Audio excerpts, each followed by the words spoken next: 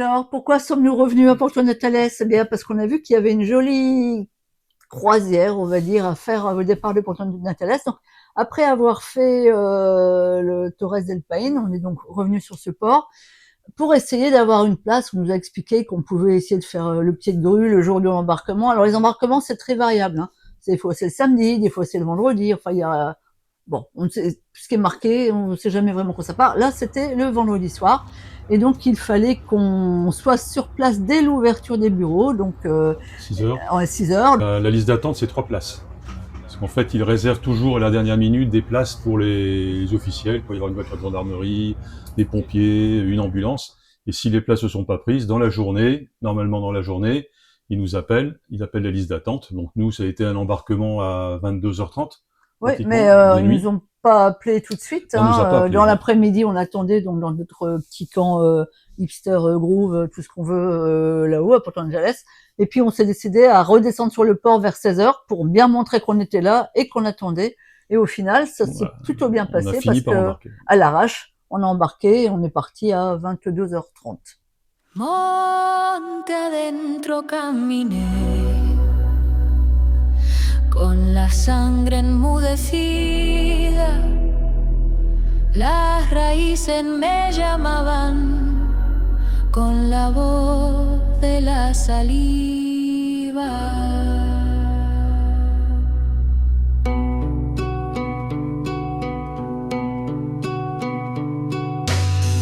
Entre espinas de sombra y silbido del silencio, mi abuela cantaba bajito desde el hueco del recuerdo.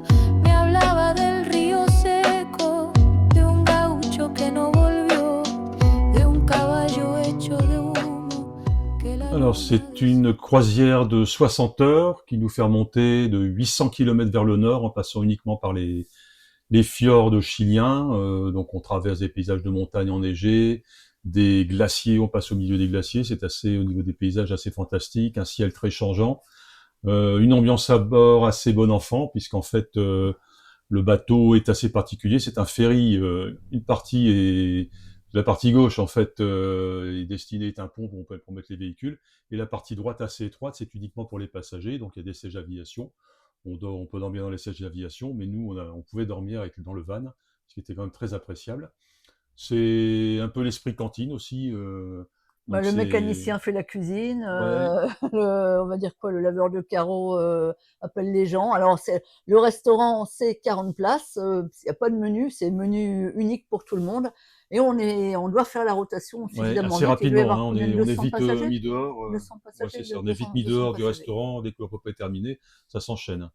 Et après les journées, en fait, on pensait que ça allait être long, mais en fait, ça passe extrêmement vite. Un peu roupillé dans les sièges. Pas trop, mais Ouais, les à paysages, dès parler. qu'il y a un rayon de soleil, c'est absolument magnifique. Donc tout le monde se projette sur le pont, voilà, c'est Ouais, oui, donc pour profiter des vraiment chouette, paysages, ouais. on parle aussi pas mal avec les gens, en fait, on rencontre beaucoup de voyageurs. Et là, il y a pas mal de Chiliens. C'est Ouais, pas beaucoup de touristes en fait. Hein, ouais, ouais, c'était voilà. En Donc fait, c'est la seule voie de communication au Chili, du Chili au Chili pour relier Porto Natales ou Porto Eden ou voilà. Sinon, il faut repasser par l'Argentine. Alors, une des escales sur Porto Eden, en fait, donc c'est la liaison par la mer entre Porto Natales et Porto Eden. Comme ça dure assez longtemps, on a pu descendre, donc c'est assez mignon. Il y a comment les gens les dames du pays qui font des petits gâteaux, des choses comme ça. Elles s'abritent sous une espèce de halle et tout le monde descend du bateau pour acheter des bricoles. Et puis on voit les familles qui se retrouvent. C'est très chouette comme ouais, ambiance. dans ces petites escales, c'est souvent la seule possibilité d'approvisionnement. Il n'y a pas toujours de route. Le réseau routier sur cette carreta australe date des années 90 pour et d'autres endroits ne sont absolument pas desservis. Donc là, le petit port Typiquement des Porto Eden, Porto Eden, oui, donc ça peut décharger du bois, ça peut décharger de la farine, des palettes, tout ce dont on pourrait avoir besoin sur une île, sachant que la connexion est pas évidente. Alors en étant à bord du bateau avec le GPS, c'est facile de repérer le cheminement du ferry. Et on s'est donc rendu compte que notre capitaine prenait certaines libertés par rapport au contournement ondulé, donc c'était assez sympa parce qu'on est passé dans vraiment les mini-fjords, et puis il nous a amené sur une surprise en fait, on ne savait pas qu'on allait tomber là-dessus. Alors c'est ouais, c'est une surprise en fait, c'est une mauvaise surprise pour les passagers certainement. C'est un cargo qui s'appelait Leonidas qui s'est échoué là il y a 50 ans. Il faut savoir que le capitaine n'a vraiment pas eu de bol parce que il s'est échoué sur le seul récif du passage, hein, c'est le canal de Messier. Tout autour sont des fonds à 200 mètres, mais lui il a réussi à passer dessus. Et non, mais il a pas réussi à passer pour finir, il s'est arrêté net. Et donc l'épave là gît depuis 50 ans. Et elle est recouverte par la végétation. C'est un endroit assez singulier, c'était très joli.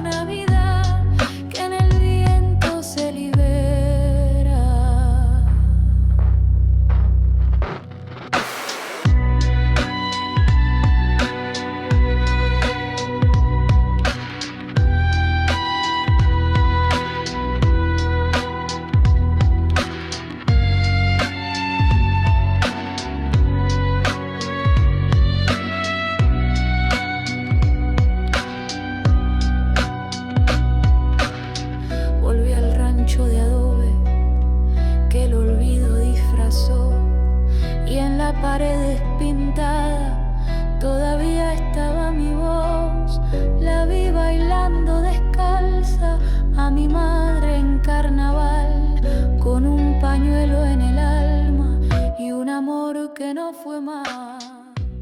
Caleta Tortel, c'est aussi un stop pour le ferry, avec la particularité là qu'on ne peut pas descendre de voiture. Donc on y reviendra plus tard parce que comme c'est une très jolie petite ville, on fera le détour par la route pour visiter. Donc là, on est en route pour Porto Yungay. Bon, un petit coucou de Porto Yungay, on arrive à l'instant, on est content, on a fait une très très belle route, c'était très sympa. Bon là maintenant il faut sortir du port qui est petit, donc je vais retourner, hop, voilà. Et quand il y aura une vue, je mettrai une vue. Oh, il y a la police, la marée chaussée là-bas, rigole pas. Voilà.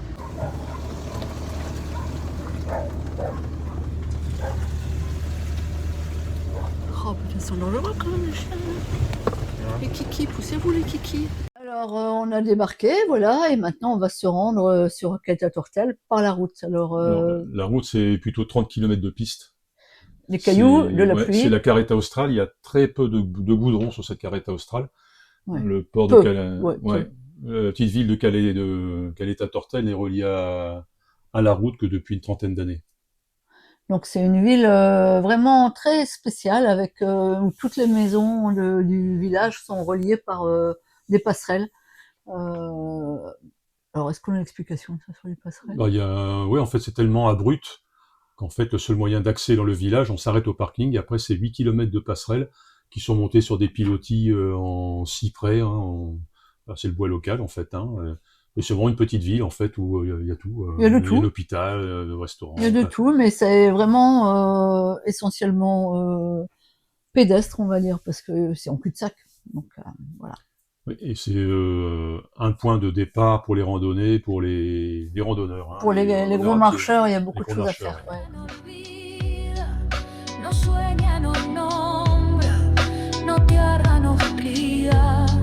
En su ronda redonda, monte adentro, la memoria se despierta como grito en las tormentas, como savia de la tierra. Monte adentro, soy semilla y soy partida, soy el eco de una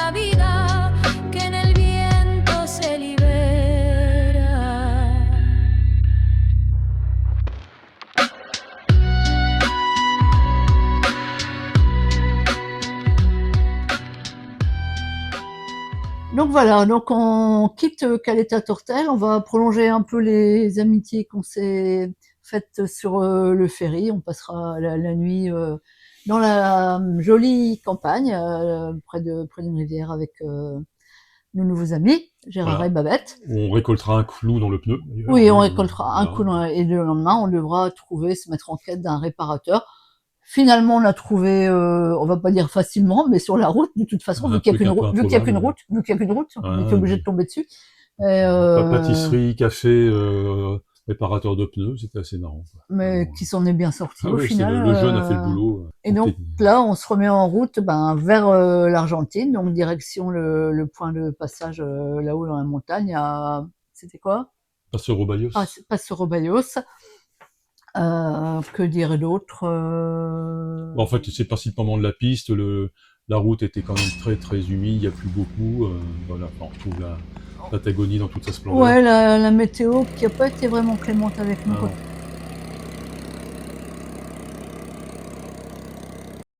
Ah, Et donc là, on est en route pour l'Argentine parce que comme on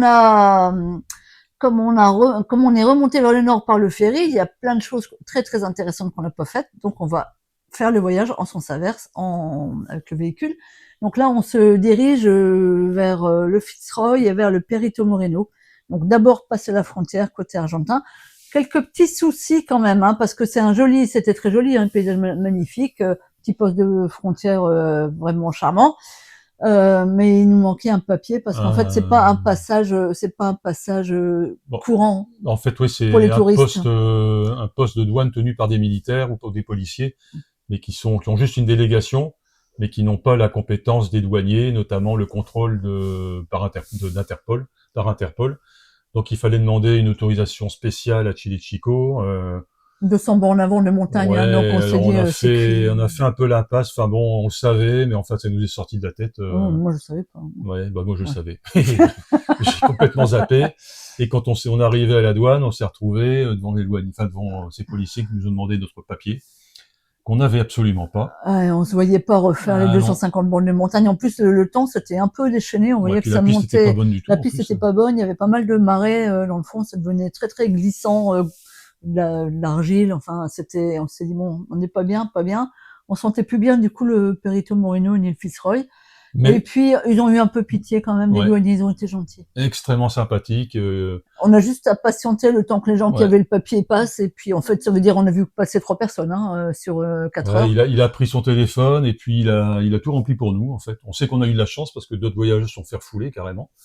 Et ouais, et puis même qu'il faisait pas chaud, il nous a ramené du bois pour mettre dans le feu, on attendait dans le C'était un poste assez sympa, comme une maison de western, un peu avec un poêle, tout était fait pour qu'on soit bien.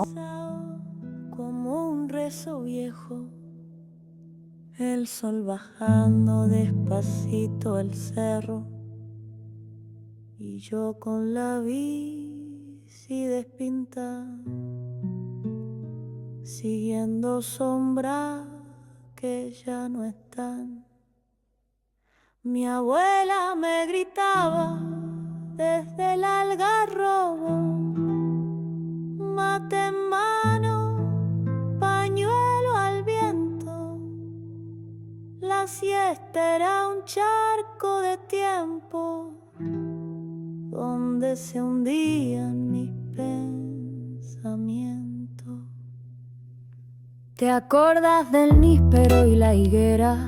Del perro flaco ladrando a la luna, mi viejo silbando zambas al fogón y el cielo abierto como una cuna. Yo era barro, nube, venteveo, con los pies rajados, corazón lleno, todo olía a tierra recién mojada y el viento sabía secretos del tiempo. Camino blanco, llévame a casa, donde el silencio canta en la plaza. Camino blanco.